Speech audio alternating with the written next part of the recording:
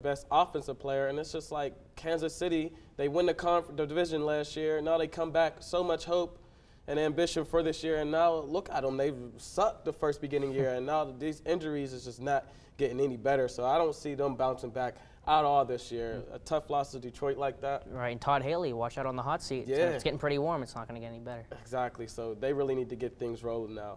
All right, we're now going to switch it up to some dirty hits. Falcons, Dante Robinson for the second year against the Eagles wide receiver. This time was Jeremy Maclin.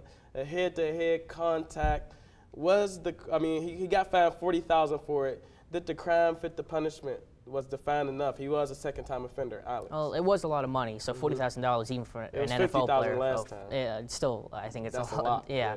The suspension, it's out there, but I think the NFL is going to be hesitant to use it because it's such a harsh punishment. Yeah, when you take a look at it, I mean, he could have tackled him, but he kind of really just led for the second year in a row against. I think he's kind of just trying to send a message to the wide receivers, just like, don't come my way or I'm going to lay you out. Jeff, was this clean? Was the crime fit the punishment? What do you think about this? I think obviously it was a dirty hit. As you can see, he's leading with his head down, headed upstairs. I mean, if Roger Goodell wants to talk about player safety and all these issues with concussions and everything, and he's going to let this guy play his next game and fine him less than he did last year when this wasn't. I just don't understand this. I can't believe they're going to let him put on a uniform this week. This is absolutely hypocritical and ridiculous on Roger Goodell's part. I mean, you just don't know what to expect as a defender, whether you're going to get a lesser fine, more fine. I'm just hoping that the Steelers don't get fined as much as we did last year. Now moving on, the Giants, they're in the NFC East. They pick up their first win of the season.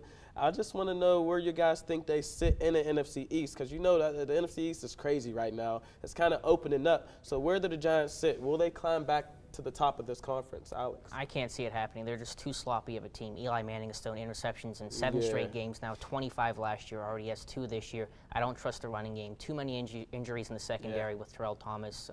They lost Jonathan Goff at middle linebacker. They have a rookie there. It's open, like you said, but I think I'd see Philadelphia or Dallas. So they're going to be 3rd, 4th in the division, like you think? Yes. All right. Jeff, where do you think they fall? I think they're definitely going to end up 3rd. I think they're better than Rex Grossman and the Redskins. They're 2-0 right now. Yeah, but I think that the Giants, they should put the St. Louis Rams on their Christmas list because they were handed that game last night. If they didn't get that one, I mean, it would have been pitiful for them. Eli Manning, like you say, keeps throwing interceptions. So this was like a must-win. You can't let the Rams come into your home and get the win, but continue. And I learned a lot about the Cowboys this week. When Tony Romo came off the bench with 2 fractured ribs and what turned out to be a punctured lung, when he came off the bench to lead them down the field and win that game in overtime, I think the Cowboys are going to be there all year, and I wouldn't be surprised if they're at the top of the division at the end of the year. Yeah, like I said, the NFC East is pretty open right now. I still have the Eagles at number 1. Cowboys, Romo gets it together. He showed me a lot coming back in before.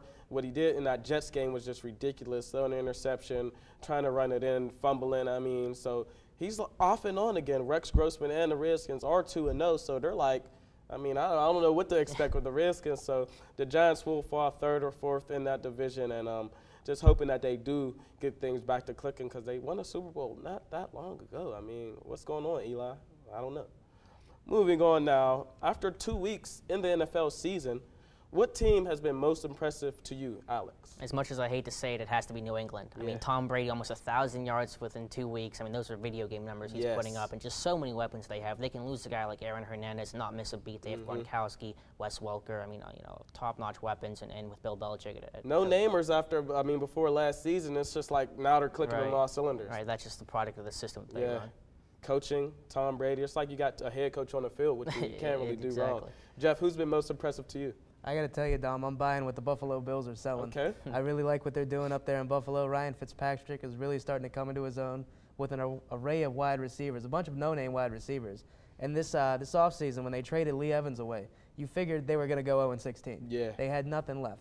And but they've come out firing. They've played gritty football. They've been close games. 2 gutsy wins. Yeah. I mean, and they've got this game on a silver platter against New England. I think they're going to be riding high, and I think it's going to be a lot closer than people expect. Yeah, they're tied for number 1 in their conference right now. Who would have thought that after last season? But the Bills, something to watch for in this upcoming regular season. I would have to say who I'm most impressed with would have to be the Packers and the Patriots. Right now, they have the 2 best quarterbacks in the NFL right now, with Peyton Manning being out and The Packers had a very close game against Cam Newton. I was surprised that it was going to be this close. He comes in for another week, throws over 400 yards. But once again, the Packers get it done. They're still riding high with their rings. I mean, until someone knocks them off, they're still number one. I don't care if the Patriots are doing good, whoever's doing the Saints, the Packers are the team to beat. And until they're knocked off, they'll be number one in the NFL. And it shows the value of quarterbacks, Packers, Patriots, Bills, Fitzpatrick. Yeah. It really does show the value. Quarterbacks will make a big difference because you can see with Peyton Manning now, the Colts are just like a bum team. They're 0-2. We face them next week, the Steelers, so that's something good to look forward to. I'm happy about that. We're going to another commercial break. Don't touch that remote. Don't go that far.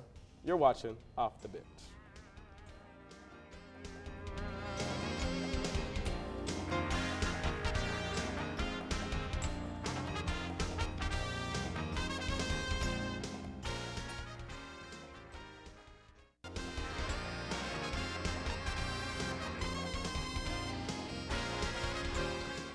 Welcome back to Off the Bench. We're now going to get into the wrap-up. Hey, highlights of the week, guys. Alex, what was yours? Mike Wallace, just another sensational game, 8 catches, 126 yards, and a touchdown, a couple of sensational catches. Yeah. The big thing with him is that he has the speed now where he can run the underneath routes, and because cornerbacks are concerned about the deep ball, they turn their hips, and Wallace can run the underneath, he can run the curl, he can run the drag and all that. So becoming a complete receiver, and I'd love to see that. Yeah, that's big for us because we need them receivers. Them young wide receivers have been stepping it up for them. What they call themselves, the Young Money Crew or something. Yeah, Young Money, Ward's Old Money, Fresh Money. As long as they keep doing well, I'm happy. Jeff, what was your highlight of the week? My highlight of the week was Vincent Wilfork's interception. Yeah, Big boy got some love. It's great to see those hogs in the trenches get a ball. Did you see the way he tipped it to himself and then he got upfield? I'm like, go. I always root for the big guys, like you said, when they get the ball. I mean, it's amazing. He was hustling, man. I can't believe they didn't run out of oxygen on the sidelines, man.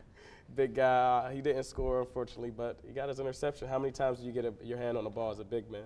My highlight of the week was Eli Manning's pass to Hickson of the Giants. I mean, it was just crazy and wild. I didn't even know. Look how he just tips it back to himself. It's about to hit the turf. I got it.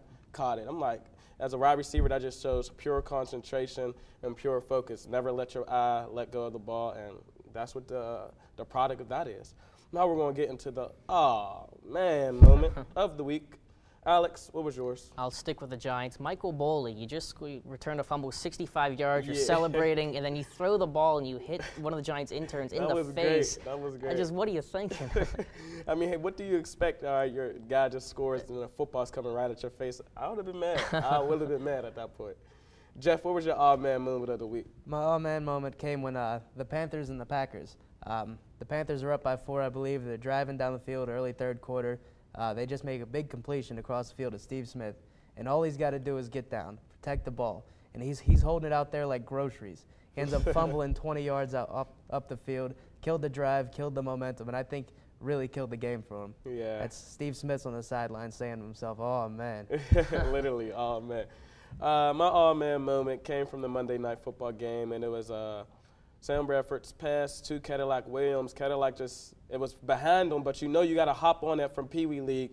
The Giants swoop it up and run it in for a touchdown, and that's where he throws the ball and hits the intern. But it's like, what are you doing? Why are you don't be mad that the ball didn't go right to you. Make a hustle play, knock it out of bounds, do something. Don't just sit there and let it get returned for a touchdown, and that's really where the tide turned. The Rams just made countless mistakes yesterday, and that's really why they lost. But how about that 2 all-mans on one play? Yeah, on one play. That's crazy. Cool. Both of them got there.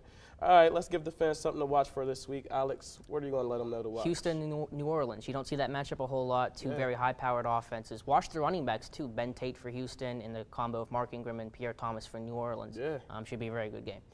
Jeff, what to watch? It's the end of September. Baseball season's heating up. Yeah. You got the Yankees and the Rays. Rays are 2 back of Boston in the wild card. Yankees are leading the division. The Rays have been playing out of their mind recently. It's going to be interesting to see this series develop, and it's really going to have a lot of playoff influence.